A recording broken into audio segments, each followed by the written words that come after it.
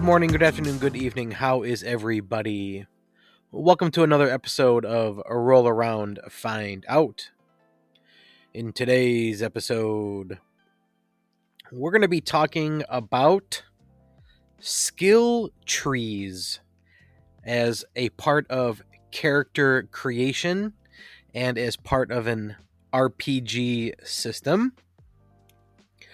I am extremely excited for this Diablo TTRPG, and in my brief research, there is no news about it.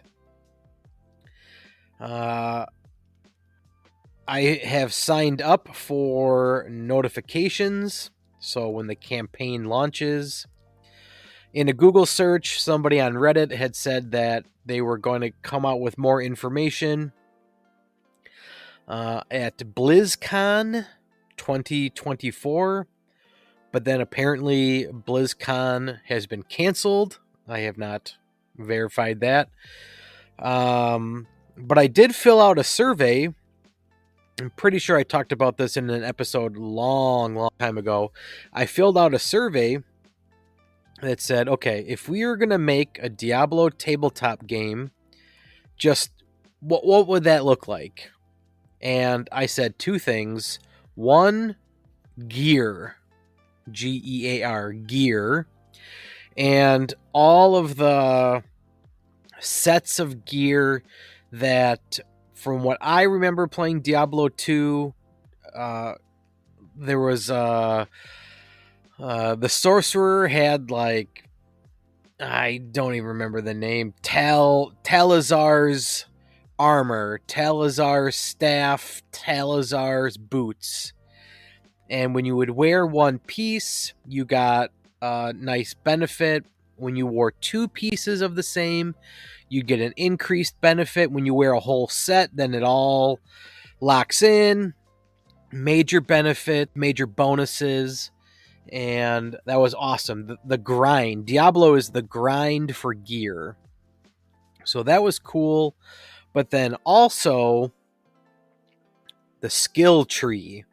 And this website here, d2.lc/tree, gives you the skill tree for all the different characters. Amazon, Assassin, Necromancer, Barbarian, Paladin, Sorceress, and Druid. And let me go to Druid. Doesn't really matter. I could have left it on that one. But I am pumped for this Diablo role-playing game, and I really hope it has those two things. Now, I probably closed out of the tab. It doesn't matter. But for second and third edition, they came out with Diablo supplements to promote the Diablo 2 game when it came out. And I've gone over those. I've looked over those. And the gear aspect of it is almost flat out stated that it's not, they're not incorporating that into the system. It's like the character classes, Amazon Assassin, Necromancer. It's the world, the story, and the monsters. That's basically what they were doing. The gear was not part of it because I think they didn't want to take the time or the effort to make these gear sets and make them more or less like D&D canon. I don't necessarily agree with that. If I could find the tab, if I can go back to it, I'll see if I can find the exact line. But when I looked that over, I basically said, okay, nope, it's not what I'm looking for. And so on my ever-growing list of games I'm designing, I would really, really like to make some sort of skill tree system. So if you're wondering, well, what is a skill tree? Basically, you have to take one skill, or let's call it a feat for D&D, and once you have that feat or skill, you can take one that would be connected to it or underneath it, and then to get the next skill, you go and take to another one that is connected. In Mothership, let's see if I can find that really quick here, because that just popped in my head. Mothership sort of has a, here you go, player survival guide, has a skill tree to it. And so, yeah, right here. In order to, let's see, do they use that terminology? Class skill? No. But, okay, so let's say you want to be skilled in, let's say, art. Probably the least taken skill in Mothership. You start with that and you gain a trained bonus. The offshoot of art, you can follow this. You can then take the skill of mysticism. Then you gain a expert skill. You gain a increased bonus. And then in order to take the last branch in the tree, we'll say, to take either hyperspace, which is kind of weird how art connects to hyperspace, but art, mysticism, and then xenocestericism. I have never said that out loud, but let's go and see if we can find where xenocestericism is.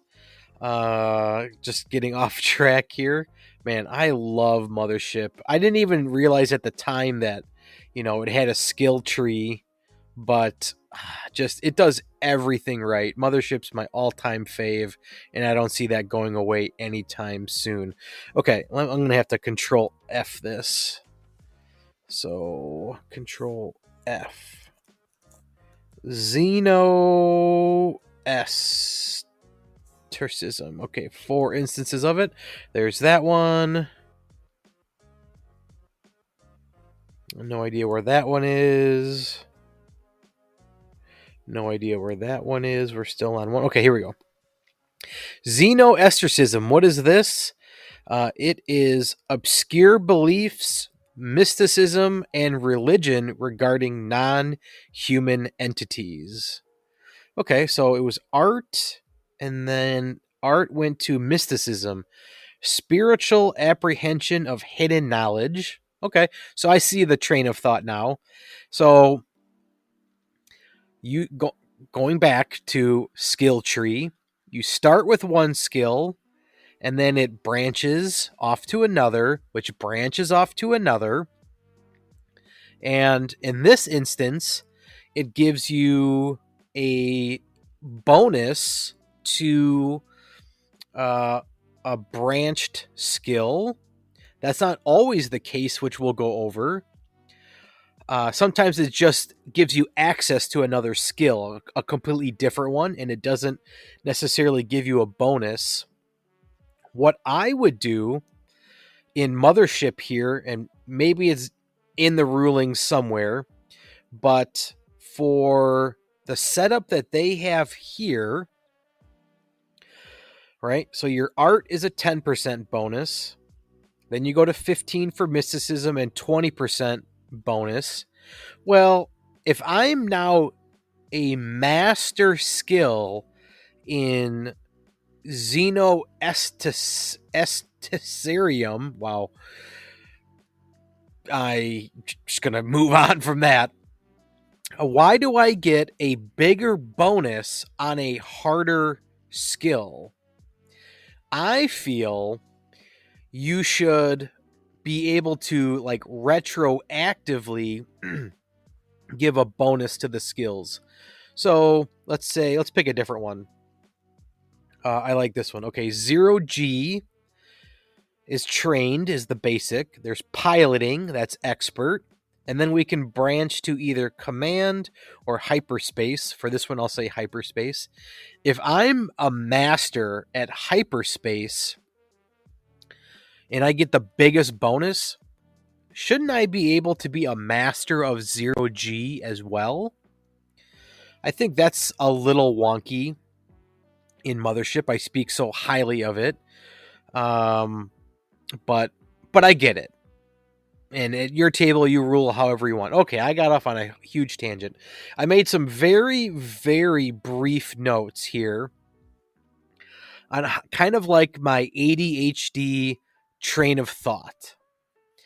And so I've been doing some research and some reading up on GURPS.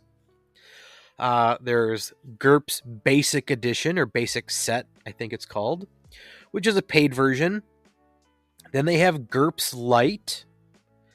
And then they have GURPS Ultra Lite. What is GURPS? It's a generic universal roleplay system, which basically means you can set it to any setting: fantasy, sci-fi, horror, eldritch horror, western, whatever. And they have a plethora of books that are like specific for the genre. So the core rules are the same, but then they have supplements for the genre that you're wanting. All right, so I've been reading up on GURPS, and when I got to character creation and advantages here, or basically skills, it kind of got me thinking of skill trees. This is how you tailor a character to exactly what you want. When you are Dungeons and Dragons cleric, let's say, sure, there are subclasses, and it more or less works to a skill tree, but I'll explain. I don't know all the subclasses of clerics, but once you pick a subclass, then you start getting your features at like level 3, 5, 7, 9. At certain levels, you can take a feat. So you've got like a predetermined set of things you get for being your subclass, but occasionally you can go like off script and you can pick a feat to really specialize your character how you want it to be. Okay, well, here in GURPS, you get these advantages, and right from the get-go, there are no classes. You just pick what you want. So you can really tailor make a character how you want it. And again, I'm not going to get into the details on this, but I have it written down. My ADHD, I did an episode on Savage Worlds, and it must just be like, it's not how it has to be, but it's how it is for these generic systems. Savage Worlds is a generic system, which has like the exact same setup of GURPS. You have this advantage list or skills list, and character creation is a point buy system. You start with, here in GURPS, they tell you, well, like, how powerful do you want your campaign to be? Is it low fantasy? Start with 50 points. Is it high fantasy? Start with 100 points. And so you can see here, let's read this one. Ambidexterity, 5 points. You can fight or otherwise act equally well with either hand and never suffer the -4 dexterity penalty for using the offhand. Should some accident befall one of your arms or hands, assume it is the left one. That's an odd one to pick and just read. But you see, all these have points. And so you can really, I'm just reiterating, you can really custom make a character to how you want it. Now, I'm not a GURPS expert, and especially in the full version, I'm not sure if there are prerequisites for this GURPS Lite. I don't think there are. You just pick the skills that you want, and that's it. Now, so let me go back to ambidexterity. All right, you can be left and right-handed, and then it's up to you. I just found this one that said talent. All right, you have a natural aptitude for a set of closely related skills. Talents come in levels and give bonuses of +1 per level. So this goes to kind of like a bonus, like Mothership I was just talking about. This effectively raises your attribute score for the purpose of those skills only. It's funny, the ones I'm picking. There's no like example here of what a skill is. Well, I guess they're okay. Artificer, outdoorsman, smooth operator are some of the examples that they give here. So you could like probably double dip your talent with your ambidexterity or being ambidextrous. And so let's say you are a bard and you're trying to win a crowd over and you're juggling. I imagine, at least me, that if I were GM, I would rule, okay, well, you're ambidextrous and you have a talent in this, so we'll double dip on the bonuses. It's that much easier to be successful. All right. So I was reading about GURPS and thinking these skill trees, and I probably don't have it up here, but on DriveThruRPG, they're running a sale right now. It's July 27th. It's Christmas in July, and one of the games that was on sale is The Witcher. I gotta remember this page number here, page 61. And I have no interest in running The Witcher. It's 337 pages rulebook. But my friend Joel the Mighty, I know he likes Witcher, and this was on sale for $5. And I thought, well, okay, be nice, get Joel this for $5. And then doing a little bit of research, I saw that it has a skill tree system. So I thought, oh, great, $5, I'll gift it to Joel. Plus, I can use it for content like I'm doing right now in the podcast. In the research that I did, it was, they stated that it's a very, very basic skill tree. And I totally agree. It is what it is. Some people may absolutely love it. It's not quite as far as I want for a skill tree. But how this works is every class has 3 tracks that you can take. 3 trees, 3 offshoots, 3 sets of branches for their skill tree. And so if you are watching this podcast, you can definitely see this. If you're just listening, I'll try to explain. But you have a skill. And let's see. I would say that skill is really just tied to your class.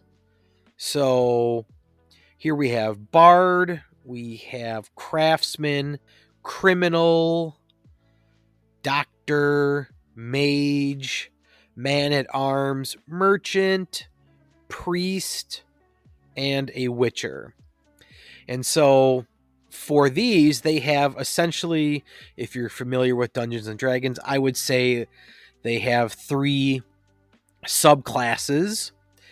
And so you can start down the path of a subclass for the listeners, not the visual, not the watchers. Once you pick a subclass, you're in like branch A, and there's A1, A2, A3. And when you level up, when the time is appropriate, you can go and take A1, and then you can go, next time it's available, you can take A2. After that, you can take A3. Okay, so that's the skill tree. But let's say you take A1, but you also really like B1. You can take A1, and then you can move over and take skill B1 instead of A2. Let's say you really like A1 and you like B2. Well, in order to get A1 and B2, you take A1 first, or B1, but just for my example, you take A1, then you have to take B1, and after B1, then you can take B2. You can't jump from A1 to B2, and then there's a third branch, C. You can't go then to C3. You have to stay in the track. So the visual learners here, or visual learners, I'm a teacher, can you tell? The visual watchers, you can see this is color coded perfectly. So for a bard, you can be in the charmer tree, where you can return act, raise a crowd, and good friend. You can be in B. You can be the informant. Think of it as a subclass, which has fade, spread the word, and acclimatize. I don't know what that means. I'm not going to read it. Then there's C, the manipulator, poison the well, needling, and A2 brute.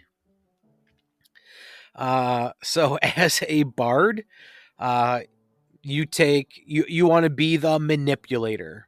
Okay, so and when the time is right, you take the manipulator, which is the C1 skill, and then as you're during play, you realize, oh, you know what? I want to poison the well, but let's say I want to poison a crowd of people.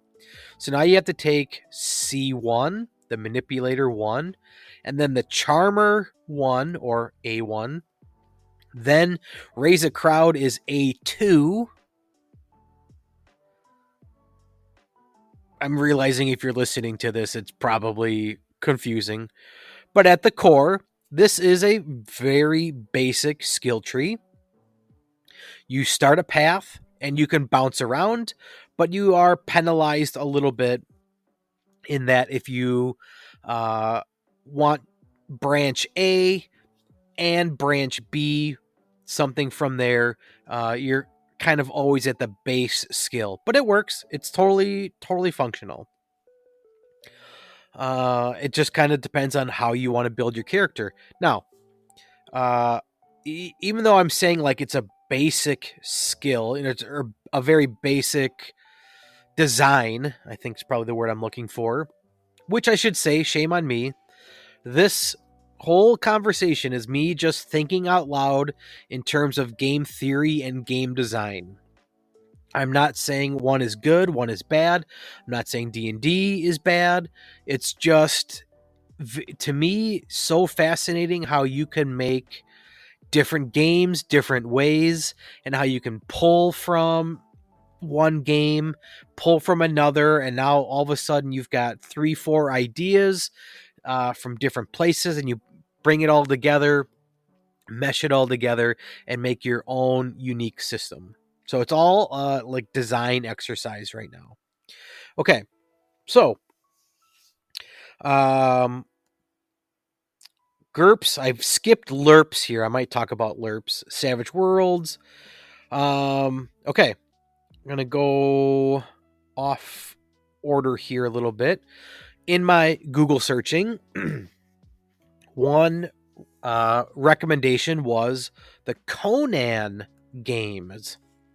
So I'll remember page 56 here. In my searching, I think I bought this on some bundle a long time ago, forgot I had it.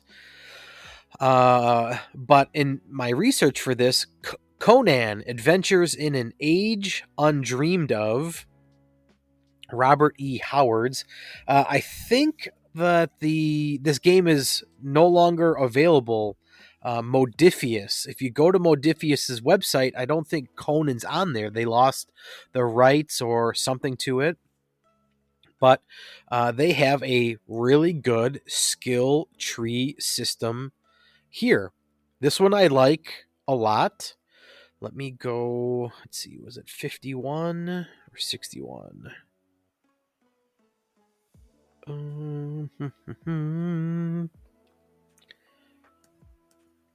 51. All right, here we go. All right, I'm going to zoom in here. I'm realizing just how much this episode is a real visual intensive topic. Okay, so very much the same. They give you a breakdown of how these skills work. They call them talents. Title of skill. The skill. No, I don't care to read that. Here's just a basic layout. Okay, so here we have acrobatics. The skill is acrobatics. It uses agility. This skill is a measure of body control, covering whole body movements such as jumping, tumbling, and diving. Common uses are evading ranged attacks and traps. They have a whole system called momentum, which is pretty cool, but I won't get into that. Basically, you just keep passing rolls and you get bigger bonuses the more successful you roll. Think of it as exploding dice in other systems. I said I wouldn't get into it, and then I immediately did. Okay, but looking at this skill tree here, so you pick Agile. Agile has some prerequisites. So, just like The Witcher, in order to take A2, you need a prerequisite of A1. Like Mothership, click over to here. In order to take piloting, you have to take 0G. It's kind of like a foundational way to do a skill tree. GURPS does not have prerequisites as far as I saw. I didn't read every single skill. But okay, you take Agile. Okay. You have then 3 options that you can take. Message Runner, Savage Instincts, or Nimble as a Cat. They do these in alphabetical order, which is not how other games use them, just how they do it. So let's say you take Agile. Well, what does Agile mean? I kind of skipped that.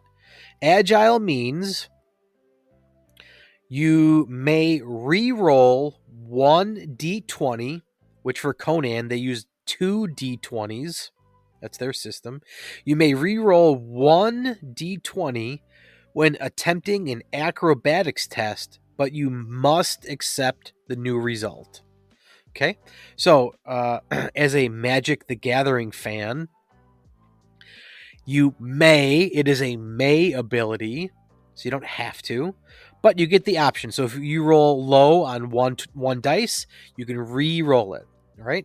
Now your options open to Message Runner, Savage Instinct, or Nimble as a Cat. So let's read Message Runner. Message Runner, prerequisite, Agile. Something interesting here, maximum ranks. You can take some of these skills more than once. Couriers and message runners must get through the harshest conditions across land that even goats would balk at. They learn to recognize the environment and to move naturally in response to it, taking advantage of the terrain's effects. For each rank of Message Runner, you can reduce by 1 the difficulty of any acrobatics test made to overcome obstacles, hindrances, hazards, and other forms of difficult terrain. Right? So basically, you can lower the DC of the skill challenge if you take Message Runner. Okay? If you say, you know what? I don't want that. I like the name Nimble as a Cat. Okay? So, Nimble as a Cat reads, whether a career thief or just naturally graceful, you can leap extraordinary distances or suffer falls without harm. Like a cat. Because they always land on their feet. When making an acrobatics test to jump or leap, reduce the difficulty by 1 step for each rank of Nimble as a Cat. This may eliminate the need for the skill test if the result is reduced to simple, which is a difficulty of 0, In addition, for each rank of nimble as a cat, you gain 2 additional cover dice when suffering falling damage. Okay. I'm not going to get into the whole meat and potatoes of the Conan system, but if Message Runner was difficult terrain, nimble as a cat is when you are jumping or leaping. If you say, you know what, that one's not for me, I want Savage Instincts. Okay, you have the choice. As long as you took Agile, then Savage Instincts reads, you are constantly in motion and difficult to hit with ranged attacks. If you use a minor or standard action to move during your turn, any ranged attacks targeted against you increase in difficulty by 1 step. Right? I like that one. That one's reactive to combat, possibly. And then if you take Savage Instincts, maybe your ultimate goal is to get to lightning reflexes. So what does that mean? If you take lightning reflexes, you have a prerequisite of Savage Instincts and an acrobatics expertise 2. That's like a skill thing, or an attribute thing. Lightning reflexes reads, your quick reactions mean you are rarely caught unawares. You think that's a typo? Should be just unaware. When involved in a struggle to resist being surprised, you gain 2 bonus momentum. Right? You just get to roll more dice, basically. All right. So if you are, let's see, your quick reactions mean you are rarely caught unaware. If your GM is running where you are constantly getting surprised attacked, then bam, you have lightning reflexes now. You can add to that. So I'm not an expert in the Conan series, but takeaways from this, there are prerequisites. There are definite channels, path, branches that you take. And so from a design perspective, I like this. You can have 2 characters, both be more or less the same class, but with the skills that they take, maybe one can be a Message Runner, one can be nimble as a cat. You really open up your options. It's the purpose of subclasses in Dungeons and Dragons. I know when I played Diablo 2, I was always a Hammerdin. If you played Diablo 2, you know that when you get to the hardest settings, a lot of monsters have resistances. So, like, I always wanted to play a lightning sorcerer. But when you get to the hardest levels, there are monsters that are resistant to lightning, so you literally cannot hurt them. But a Hammerdin, from what I remember, 99% sure there are no monsters resistant to the hammer damage. It's just labeled as like vague magic damage, if I remember correctly. Or maybe it's just physical hammer damage. But there are other paladins that had smite builds, and that was just a different way to play the paladin. So, yes, more or less like a subclass, but you can pick and choose in the skill tree how you want to do it. Okay. Let's see, what do we have next? Conan, check. Witcher, checked. Okay. This comes from an interesting website. Archive.org. Now, I don't feel bad for pirating this because I'm not a lawyer, but I physically own this book. But in order to show you and not bust out my webcam and all that stuff, I have this PDF from the internet. And I came to Dungeons and Dragons 5th edition. I own 2nd edition, 3rd edition, 4th edition, 5th edition books, but I've only ever played 5th edition. In my Google searching, in 3rd edition and I think this is 3.5 technically, feats and skill trees were like the foundational way that you built characters. There are feats in 5th edition, but it's nowhere near the extent that this 3rd edition, 3.5 edition is. I would love to play a 3.5 edition game. I think recently in an episode I talked about Pathfinder, how I really am starting to get into Pathfinder, but a major turnoff to me is they have like different classes spread throughout different books. Kudos to Dungeons and Dragons. In the main player's handbook, they have all of the classes, and each one has, I don't know, a range of 2 to 4 subclasses. That's great. Now they have expansion books with expansion subclasses. The only, I think, class not in the core book is Artificer. Maybe there's others that I'm missing, but I think that's the only one not in the core book. Totally just started talking about Pathfinder because I'm not sure if they have a skill system. That's something that I want to look into. That's just, again, ADHD taking over my brain. Okay, so if you have played 3rd edition or 3.5, you'll know way more than me. But if you have the books, you want to implement this into your game, go for it.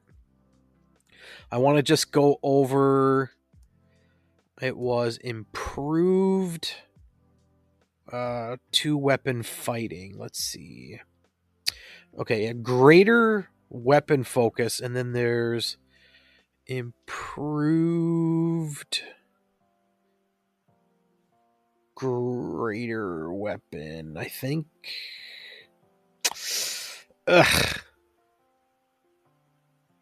Improved, okay. All right, without taking too much time here, you take a feat in 2-weapon fighting. I had it. Sorry.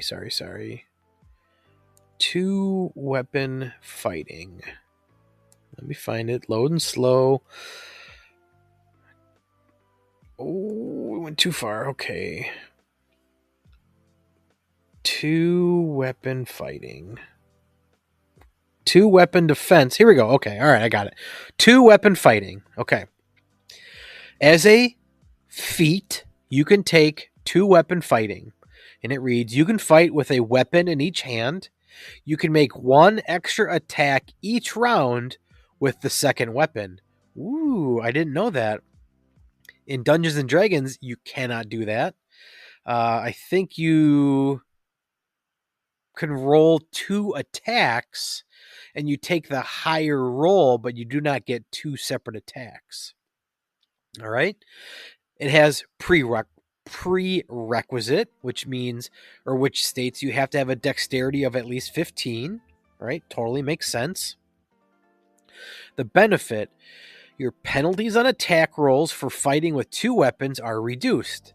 The penalty for your primary hand lessens by 2, because I think you take a -4 to your roll, and the one for your offhand lessens by 6. Ooh, interesting. Because I don't know 3.5 edition, I don't know what these next 2 things mean. Normal and special. Normal, see 2-weapon fighting, page 160, and table 8-10, 2-weapon fighting penalties. Okay. Special, a 2nd level ranger who has chosen the 2-weapon combat style is treated as having 2-weapon fighting, even if he does not have the prerequisite for it, but only when he is wearing light or no armor. A fighter may select 2-weapon fighting as one of his fighter bonus feats. Okay. So special must mean it applies special to certain classes. Okay. Okay, so that's 2-weapon fighting. You can fight with a weapon in each hand. You can make 1 extra attack each round with the second weapon. Okay, great. Now, let's go back because there was improved 2-weapon fighting. Let's see if it doesn't take me an hour to find it. Okay, here we go. Okay. Improved 2-weapon fighting. You are an expert in fighting two-handed. Prerequisite: your dexterity must be 17. Before it was 15. You need 2-weapon fighting and a base attack bonus of +6. I kind of like that. So there's, let's see, dexterity, 2-weapon fighting. There's 3 things you need to have in order to take this. If you want to go down this branch, like, you need to do some planning. There's character planning involved. I say that, but then if I were to be playing 3rd edition, I would be so bad at it. I would just forget these things. Which, ADHD, side tangent.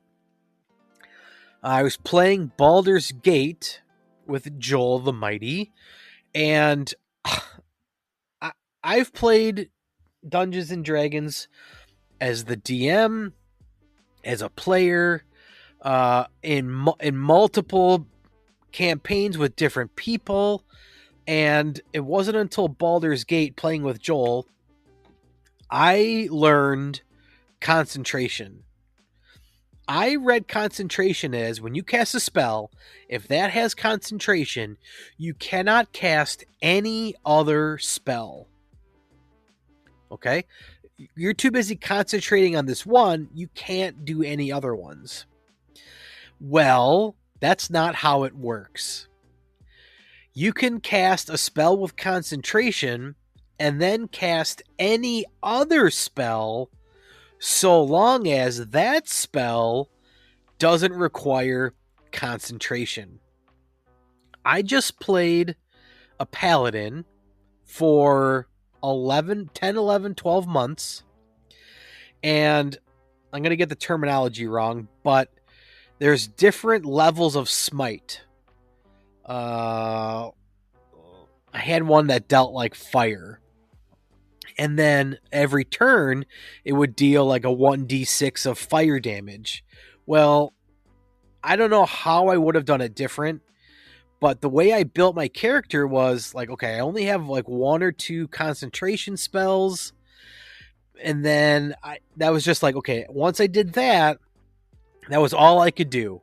Like, I can't, and long story short, I just felt so dumb not realizing that. And then I had played 5th edition with multiple groups, I guess was what I was trying to say. And it never like came up that no, concentration is only 1 concentration spell, but you can cast other spells. So I've been doing this hobby for 4 years now, and I just realized that. I'm an idiot. Okay, back to improved 2-weapon fighting. Okay, so you have 3 different prerequisites. The benefit, let's see what you get. In addition to the standard single extra attack you get with an offhand weapon, you get a second attack with it, albeit at a -5 penalty. Normally, without this feat, you can only get a single extra attack with an offhand weapon. Now you get 2. I won't read the special for the fighter and the ranger, but here is a really extensive feat system. Well done, 3.5 edition. I kind of want to do some research to see why they went from 3.5 to 4th edition. I mean, I want to believe that, players were really asking for it, but given recent events, especially with the 5.5 edition they're coming out with. It had to have just been, you know what? We need to start selling more books. Like our sales are down. Let's come up with a whole new system. I'm not sure people were clamoring for 4th edition. So again, I need to do some research on that. All right. This takes us to the last part. You might be thinking, all right, Heath, I'm not going to design my own game. I'm so happy for you that you love design theory, game theory, but how is that going to help my table? Well, if you didn't like any of those resources, Mothership, Conan, Witcher 3.5, if you're like me and you mostly play 5th edition, started with 5th edition, I just love the internet because I got something for you. In searching skill trees, this is one of the first ones that came up. There's probably many more out there, but I like this one. Maybe I'll go look other places. You can too. But here we go. I'm not a huge Reddit user, so I believe this is from somebody called I'm from NASA in the Unearthed Arcana thread. And it says, introducing talent trees. Over 100 feats worth of options for games that enjoy customization and granularity. Build on your skills, proficiencies, and specialties to reach new heights of mastery. You click this link, takes you to a Google Drive file, which for 5th edition, here we go, how you can add skill trees to 5th edition. On your character sheet, you have these skills. I forget exactly. I think it's 13. Let me count. 2, 4, 6, 8, 10, 12, 14, 16, 18. 18 skills. And as we'll see, these 18 skills, these things that you can be proficient in, have branches that give you added effects. There's another section down here called specialty trees, which I'm sure the creator, I'm from NASA, said, you know what? There's other things I want to do that are outside of the skills list. Let me throw these in as well. Also, I'll add at the very bottom of these pages, I'm not sure how this works, but just to give credit, well, it must be user. I'm from NASA, as well as Crayos 125. So giving a contribution there. So let's pick a skill. Let's go with perception, because that is such a, at least at my table, heavily used skill. How can we make a skill tree for perception? Okay. How this works is through your race and your background. If you are proficient in perception, you at the beginning of your character, level 1, start with keen senses. Then, when you level up at certain increments, I believe at levels 5, I forget, certain points at D&D, you can either take an ability score increase or take a feat. Now, some of the feats are like half and half. So I should have said an ability increase of 2 points, or usually it's take an ability increase of 1 point and then gain a feat or a feature, something that you can add. And so at those times when you level up, let me actually go back up to the top and explain it better. You have options that you can do. I'll read it exactly here. Whenever you gain an ability score improvement, you can forego 1 or both increases to your ability scores to gain that many talent points. So, take the 2 ability score increases or get 2 talent points. Example here. For example, upon reaching 6th level as a fighter, you could choose to increase your strength score by 2, or increase it by 1 and gain a talent point, or simply gain 2 talent points. Okay? Well, what do we do with these talent points? You can spend talent points whenever you level up. Choose one of the following options. You can start a tree, where you gain the base ability of a talent tree of your choice. So I said if you start with a background that you're proficient in, you can use that, or you can spend points to get a whole new skill tree that you're not already proficient in for whatever reason. Character background, race, etc. Or you can progress on a tree that you already have. Let's see, you can spend a talent point to progress 1 level on a talent tree that you have unlocked. To start a tree, what does that cost?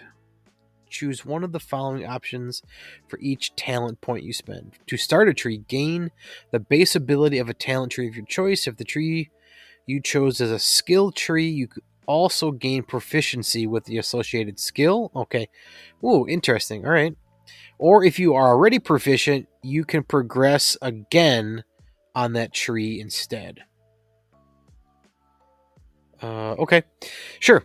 And they give you some variants here of how you want to do it, how you can start, etc., etc. But let's go down to proficiency again, or excuse me, perception again, because again, at my tables, perception is used quite heavily.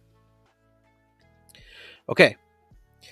So you are proficient in perception. You get keen senses. What does that mean? You can clearly make out fine details or written text from a document, object, or surface, and clearly overhear any bits of lightly spoken conversation as long as it is within a number of feet equal to your passive wisdom perception score. Oh, can we please use passive perception more in Dungeons and Dragons games? I mean, really, it needs to be used more. Okay, so clearly make out fine details, and you can hear within the number of feet of your perceptions, your passive perception score, which I think is usually around like 13, 14. So that's pretty good. You can read a letter from 13, 14, 15 feet away. That's really good. All right. So you've got that. That's your keen sense. But now you want, let's say, to open up aware. You've leveled up.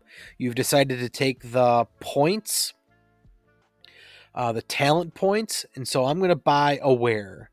All right. Aware. Other creatures don't gain advantage on attack rolls against you as a result of being hidden from you. All right, you're always aware. You see where people are coming. No one's going to jump out of the shadows and surprise you. Okay. You go down that tree, down that branch, I should say. You are alert. You gain a +5 bonus to initiative, and you can't be surprised while you are conscious. I believe alert is a feat in and of itself already in 5th edition. Okay. You take your keen senses and you want to be observant. You have a +5 bonus to your passive perception score. If you can see a creature's mouth while it is speaking a language you understand, you can interpret what it's saying by reading its lips. Right? I can't tell you how many times that's been a thing that's come up. I want to hear what they're saying. Can I read lips, etc.? Boom. Sure, you can read lips if you're skilled in it. Maybe your group is a big dungeon crawling group. All right. We've got low light vision. Dim light doesn't impose disadvantage on your wisdom or perception checks relying on sight, and you gained blind sight out to a range of 5 feet. All right. Pretty straightforward for that one. This next one is interesting. Okay, I have a keen sense. I'm really good in low light. Going down this branch, there's Tremor Torch. As an action, you can touch a surface and attempt to discern the locations of creatures from the vibrations you feel. You gain Tremor Sense out to 15 feet until the end of your next turn. So, 15 feet doesn't sound that big. Like, you're probably 15 feet.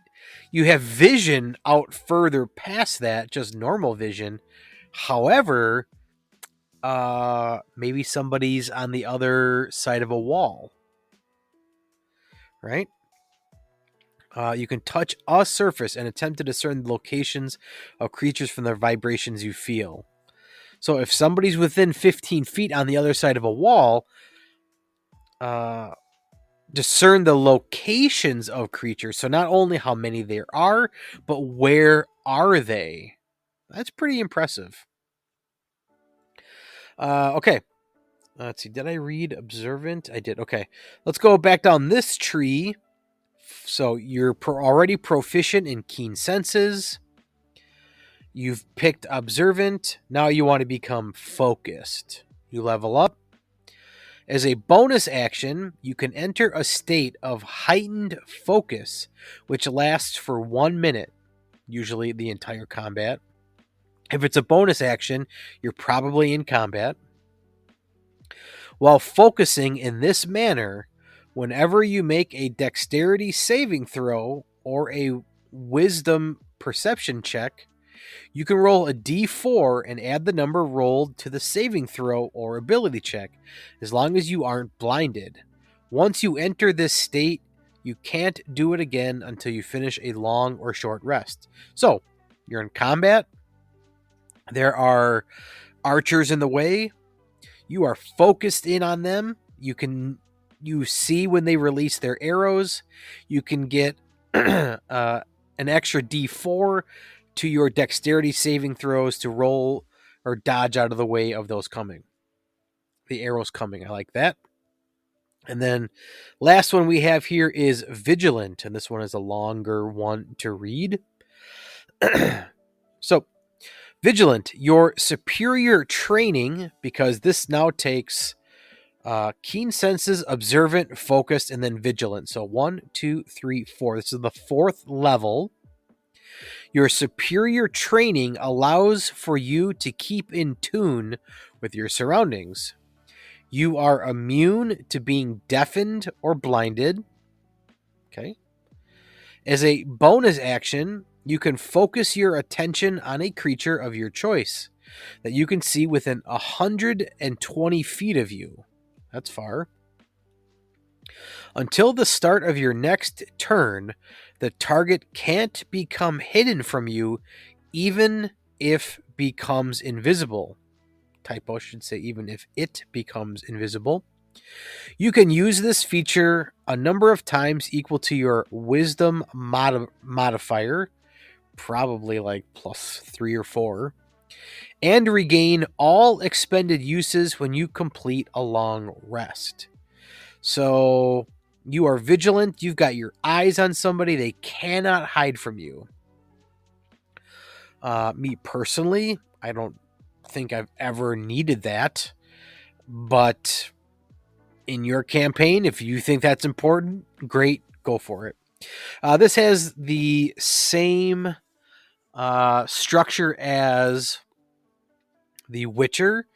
You cannot take, for the people watching this, you cannot take aware and then focused.